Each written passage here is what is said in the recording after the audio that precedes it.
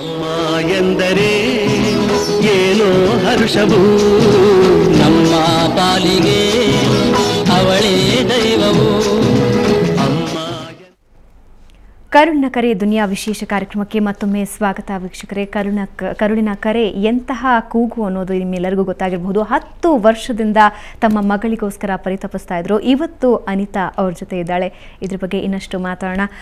ರಾಜು ಅವರೇ, ಇವಾಗ ನಿಮಗೆ ಒಬ್ರು ಫೋನ್ ಮಾಡಿದ್ರು ಅಂದರೆ ನೀವು ಯಾವ ರೀತಿ ಆ ವ್ಯಕ್ತಿನ ಅಥವಾ ಆ ಹೆಣ್ಮಗಳನ್ನ ರೆಸ್ಕ್ಯೂ ಮಾಡ್ತೀರಾ? ಫೋನ್ ಮಾಡಿದ ತಕ್ಷಣ ಹೆಣ್ಮಕ್ಳಂದರೆ ಇಮಿಡಿಯೇಟಾಗಿ ರೆಸ್ಕ್ಯೂ ಮಾಡ್ತೀವಿ. ನಮ್ಮದು 4 ಆ್ಯಂಬುಲೆನ್ಸ್ ಇದೆ, ರಕ್ಷಣಾ ರಥ ಅಂತೂ ಕೆಲವು ಆ್ಯಂಬುಲೆನ್ಸ್ ಎಲ್ಲ ಇದೆ. ಇಮಿಡಿಯೇಟಾಗಿ ನಮ್ಮ ಸ್ಟಾಫ್ ಹೋಗಿ ಅವ್ರು ರೆಸ್ಕ್ಯೂ ಮಾಡ್ತಾರೆ. ಒಂದು ನಾನೇ ಟ್ರಾವೆಲ್ ಮಾಡುವಾಗ ಎಲ್ಲಿ ನೋಡಿದ್ರೆ ಕೂಡ ರೆಸ್ಕ್ಯೂ ಮಾಡ್ತೀವಿ. ಮೂರನೇದು ಪೊಲೀಸ್ನವರು ವಯಸ್ಸೆಲ್ಲ ಗಾಡಿಯಲ್ಲಿ ತೊಗೊಂಡ್ಬರ್ತಾರೆ. 4ನೇದು 108 ಆ್ಯಂಬುಲೆನ್ಸು ಅವ್ರು ತೊಗೊಂಡ್ಬರ್ತಾರೆ.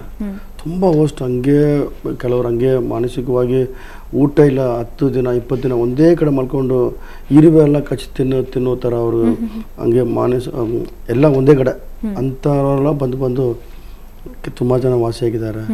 ಸುಮಾರು ಜನ 2,000 ಜನ ಮೇಲೆ ಸೇರ್ಕೊಂಡಿದ್ದಾರೆ.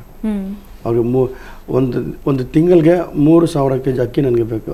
ಒಂದು ತಿಂಗಳಿಗೆ 3,000 kg ಅಕ್ಕಿ ನಿಮಗೆ ಬೇಕಾಗತ್ತೆ? ಹೌದು, ಇಲ್ಲಾಂದರೆ ಅವ್ರಿಗೆ ಸಾಕಾಗಲ್ಲ. ಒಂದು ಟೈಮ್ಗೆ ಮಾತ್ರ 50 kg ಅಕ್ಕಿ ಬೇಕು ನಮಗೆ. ಟೋಟಲಿ 380 ಜನ ಇದ್ದಾರೆ ಟೋಟಲಿ. ಇವಾಗ ಸಾವಿತ್ರಿಯನ್ನು ರಕ್ಷಿಸಿದಂತಹ ದೃಶ್ಯ. ಸಾವಿತ್ರಿ ಆ್ಯಕ್ಚುಲಿ ಈ ಪರಿಸ್ಥಿತಿಯಲ್ಲಿ ಇದ್ಲು, ರೋಡಲ್ಲಿ ಇದ್ದಲ್ಲ ನೋಡಿ, ನ್ಯಾಕೆಡಾಗಿ ಹಂಗೆ ನಡ್ಕೊಂಡು ಹೋಗೋ ಥರ ಏನು ಬಟ್ಟೆ ಎಲ್ಲ ಬಿಚ್ಚಿಬಿಟ್ಟು ಮೇಲೆ ಹಾಕ್ಕೊಂಡು ಅಲ್ಲಿ ಓಡ್ದಲ್ಲ ಚಪ್ಪಲಿ ಅಂಗಡಿ ಹತ್ರ ಹೋದ್ಲು. ಅಲ್ಲಿ ಹೋದ ಮೇಲೆ ನಾವು ರೆಸ್ಕ್ಯೂ ಮಾಡ್ತೀವಿ. 1 ನಿಮಿಷ. ಓಕೆ, ಅಂದ್ರೆ ಆ ಪರಿಸ್ಥಿತಿಯಲ್ಲಿ ಇದ್ದಾಗ ನೀವು ಅವ್ರನ್ನ ರೆಸ್ಕ್ಯೂ ಮಾಡಿದ್ರಿ. ಇಲ್ಲಿ ಇದಕ್ಕಂತದ ಇಲ್ಲಿ ಓಡ್ತಲ್ಲ ನೋಡಿ, ಏನು ಹಂಗೆ ಒಂದು ನಾವು ಇಡುವಾಗ ಅವನು ಹಂಗಂತಲ್ಲ. ಸರಿ ಹಿಡ್ದು ನನ್ನ ಕಾರಲ್ಲಿ ಹಾಕ್ಕೊಂಡು ಕುಂದಿಸ್ಬಿಟ್ಟು ಹೋಗುವ ಬಾರೋ ಏನೋ ಬಾರೋ ಹಂಗಂತಲ್ಲ. ಆಮೇಲೆ ಅಂದ್ರೆ ಇವಾಗ ನಾವು ದೃಶ್ಯದಲ್ಲಿ ನೋಡ್ತಾ ಇದೀವಿ. ಸೇಮ್ ಅದೇ ಅವಳು. ಆಮೇಲೆ ಚಪ್ಪಲಿ ಅಂಗಡಿ ಹೋದ್ರ ಅವ್ರು ಬಂದು ಯಾಕ್ರಿ ಅವರು ಡಿಸ್ಟರ್ಬ್ ಮಾಡ್ತಾರಂತ. ಇಲ್ಲ ಸ್ವಾಮಿ, ನಾವು ಆಶ್ರಮ ನಡೆಸ್ತಾ ಇದ್ವಿ. ಕೆಲವ್ರಿಗೆ ಪಬ್ಲಿಕ್ ಹಂಗೆ ತಿಂಕು ಮಾಡ್ತಾರೆ, ಯಾಕೆ ಅವ್ರು ರೆಸ್ಕ್ಯೂ ಮಾಡ್ತಾರೆ, ಇವ್ರ ಕಣ್ಣಿಗೆ ಬಿಚ್ಚಿಬಿಡ್ತಾರೆ, ಇಲ್ಲಾಂದ್ರೆ ಕಿಡ್ನಿ ಬಿಚ್ಚಿಬಿಡ್ತಾರೆ ಅಂತ ಎಲ್ರಿಗೆ ಆ ಭಾವನೆ ಬರುತ್ತೆ. ಆದರೆ ನಮ್ಮ ಬಗ್ಗೆ ಗೊತ್ತಾದ್ಮೇಲೆ ಅವ್ರು ಏನೇ ಮಾತಾಡಲ್ಲ. ಆಮೇಲೆ ಸೇಮ್ ಸಾವಿತ್ರಿ ಹೆಂಗಾದ್ಲಂದ್ರೆ ನಂಬಕ್ಕಾಗಲ್ಲ. 1 ನಿಮಿಷ. ಅಂದ್ರೆ ಅವ್ರನ್ನ ಸಂಪೂರ್ಣವಾಗಿ 1.5 ವರ್ಷ ನೀವು ಟ್ರೀಟ್ಮೆಂಟ್ ಕೊಟ್ಟಿದ್ರಿ ಅವರಿಗೆ? ಅದೇ ಸೇಮ್ ಸಾವಿತ್ರಿ. ಓಕೆ, ಇದು ದೃಶ್ಯ ಈಗಿರೋ ದೃಶ್ಯ. ಇವಾಗ ಬರುವಾಗಿದ್ದು ಈಗ ದಪ್ಪಗವಳೆ, ತುಂಬಾ ದಪ್ಪ. ಫಸ್ಟ್ ಹಿಂಗ್ ಬಂದ್ಲು, ಆಮೇಲೆ ಚೆನ್ನಾಗಿ ವಾಸಿಯಾಗಿ ಏನು ಉತ್ತರ ಕೊಟ್ಟರು. ಅವಳು ಕಿಚನಲ್ಲಿ ಕೆಲಸ ಮಾಡ್ತಾ ಇದ್ಲು. ಆ 300 ಜನಕ್ಕೆ ಊಟ ಅಡಿಗೆ ಮಾಡೋದ್ರಲ್ಲಿ ಅವಳು ಒಬ್ಳು ಸ್ಟಾಫ್. ವಂಡರ್ಫುಲ್. ಇವಾಗ ಏನ್ ಅನ್ಸುತ್ತೆ? ಅಂದ್ರೆ ಕಳೆದು ಹೋಗಿದ್ 10 ವರ್ಷ ಕಳೆದು ಹೋಗಿದ್ ನಿಮ್ಮ ಮಗಳು ನಿಮ್ ಕಣ್ ಮುಂದೆ ಇದ್ದಾಳೆ, ಏನ್ ಅನ್ಸುತ್ತಮ್ಮ ನಿಮ್ಗೆ? ನಮಗೆ ಆ ದೇವ್ರ ಭಗವಾನೇ ತಕೊಬಂದು ನಮ್ಮನ್ಗೆ ಒಪ್ಪಾಡ್ಸವ್ರೆ. ನಾವು ಸತ್ತೋದ್ಲಿ ಇಲ್ಲ ಅಂತ ಇದ್ದಿದ್ದು.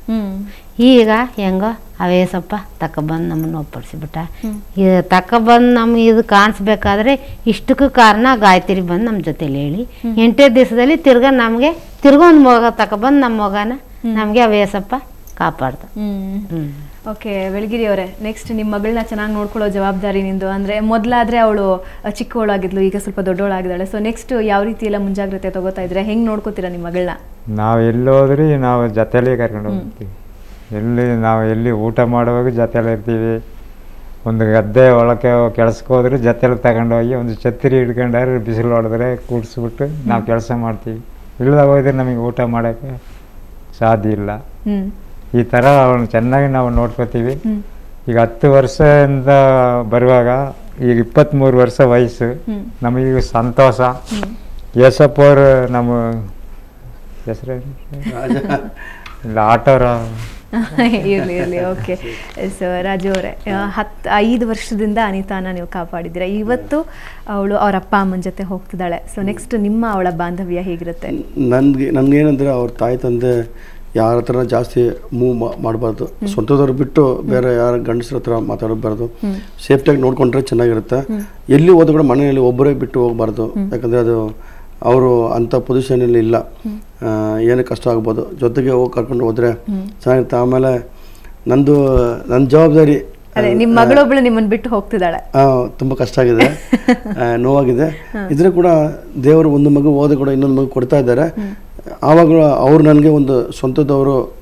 ಆ ಊರಿಗೆ ಹೋಗಿದ್ದೆ, ಎಲ್ಲ ಜನ ಅಂತ ಜನ ಇದ್ರು. ಇವರೆಲ್ಲ ನನ್ನ ಸ್ವಂತದವ್ರೆ, ಎಲ್ಲ ಅಂತ ಬಡವರೇ, ಎಲ್ಲ ತುಂಬಾ ಬಡವರೇ ಬದುಕ್ತಾರೆ. ಇವರೆಲ್ಲ ನನ್ನ ಸ್ವಂತದವ್ರೆ. ಏನು ಇವ್ರ ಮುಖಾಂತರ ನನಗೆ ಇನ್ನೂ ಜಾಸ್ತಿ ಸ್ವಂತದವರು ಬಂದ್ರು ಅಂತ ನನಗೆ ಸಂತೋಷ. ಅನಿತಾ, ಅಪ್ಪ ಅಮ್ಮ ಜೊತೆ ಹೋಗ್ತೀಯ ಈಗ ಊರಿಗೆ? ಅಪ್ಪ ಅಮ್ಮನ ಬಿಟ್ಟು ಎಲ್ಲಾರು ಹೋಗ್ತೀಯ ಆಚೆ? ಹೋಗಲ್ಲ ಅಲ್ಲ? ಓಕೆ, ಧನ್ಯವಾದ 4 ಜನಕ್ಕೆ ನಮ್ಮ ಜೊತೆ ಮಾತಾಡಿದ್ದಕ್ಕೆ. ವೀಕ್ಷಕರೇ, ಒಂದು ಅದ್ಭುತವಾದಂತಹ ವಿಷಯವನ್ನು ಇವತ್ತು ನಿಮ್ಮ ಮುಂದೆ ಪ್ರಸ್ತಾಪ ಮಾಡಿದ್ವಿ. ಕರುಳಿನ ಕೂಗು ಅಂದರೆ ಏನು ಅನ್ನೋದಕ್ಕೆ ಇದಕ್ಕಿಂತ ದೊಡ್ಡ ಉದಾಹರಣೆ ಬಹುಶಃ ಯಾರಿಗೂ ಬೇಕಾಗೋದಿಲ್ಲ. ಇಂತಹ ಹಲವಾರು ಮಕ್ಕಳು ಇವತ್ತು ಸಮಾಜದಲ್ಲಿದ್ದಾರೆ. ತಂದೆ ತಾಯಿಯನ್ನು ಕಳ್ಕೊಂಡು ಅವರು ಕೊರಗ್ತಾ ಇದ್ದಾರೆ, ತಂದೆ ತಾಯಿ ಮಕ್ಕಳನ್ನು ಕಳ್ಕೊಂಡು ಕೊರಗ್ತಾ ಇದ್ದಾರೆ. ಅಂತಹವರಿಗೆ ಮಕ್ಕಳು ಸಿಗುವಂತಾಗಲಿ, ಅವರ ನೋವು ಕಳೆಯುವಂತಾಗಲಿ ಅನ್ನೋದೇ ನಮ್ಮ ಆಶಯ. ಇದು ಇವತ್ತಿನ ದುನಿಯಾ. ಕ್ಷಣ ಕ್ಷಣದ ಸುದ್ದಿಗಾಗಿ ನೋಡ್ತಾ ಇರಿ ಸುವರ್ಣ ಸುದ್ದಿವಾಹಿನಿ. ಅಮ್ಮ ಎಂದರೆ ಏನೋ ಹರ್ಷವೂ